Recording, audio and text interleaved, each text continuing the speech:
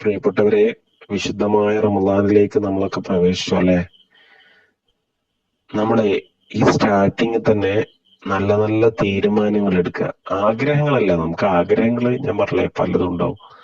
ഈ ലാസ്റ്റ് വരെ നമുക്ക് അങ്ങനെ ചെയ്യണം ഇങ്ങനെ ചെയ്യണം എന്നൊക്കെ പറഞ്ഞിട്ട് പല ആഗ്രഹങ്ങൾ ഉണ്ടാവും. ആഗ്രഹങ്ങൾ കൊണ്ട് കാര്യമില്ല, നല്ല തീരുമാനങ്ങൾ എടുത്താലോ. ഞാൻ മുമ്പ് സൂചിപ്പിച്ചിരുന്നു, എന്തെങ്കിലുമൊക്കെ നന്നായിട്ട് നിങ്ങൾക്ക് പലർക്കും പല ഇൻട്രസ്റ്റ് ആയിരിക്കും. അപ്പൊ ചിലർക്ക് നിസ്കരിക്കാൻ ഭയങ്കര ഇഷ്ടമുള്ളവരുണ്ടാവും, അങ്ങനത്തെ ഒരു നിസ്കാരം കുറെ വർദ്ധിപ്പിക്കുക.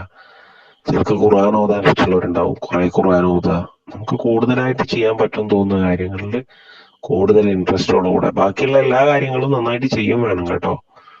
നിസ്കാരവും തറാവീഹും ഖുർആൻ പാരായണവും ഖത്മുകളും ഒക്കെ പൂർത്തിയാക്കി റമദാൻ കഴിയുമ്പോഴേക്ക് കഴിഞ്ഞ വർഷത്തെ റമദാനിനെക്കാട്ടിലും കുറച്ചും കൂടെ അൽഹംദുലില്ലാ എനിക്ക് അത് ചെയ്യാൻ പറ്റി എന്നൊക്കെ പറഞ്ഞിട്ട് ഇത് ചെയ്യാൻ പറ്റി, ഒരു സ്പെഷ്യൽ ആയിരുന്നു എന്നുള്ള രീതിയിൽ നമുക്ക് മാറാൻ കഴിയണം. അതായത് റമദാൻ കഴിയുമ്പോൾ റമദാൻ അങ്ങ് വല്ലാതെ പെട്ടെന്ന് പോയിട്ട് ഒന്നും ചെയ്യാൻ പറ്റിയില്ല എന്ന് നമ്മൾ എന്താ വിരല് കടിക്കരുത്.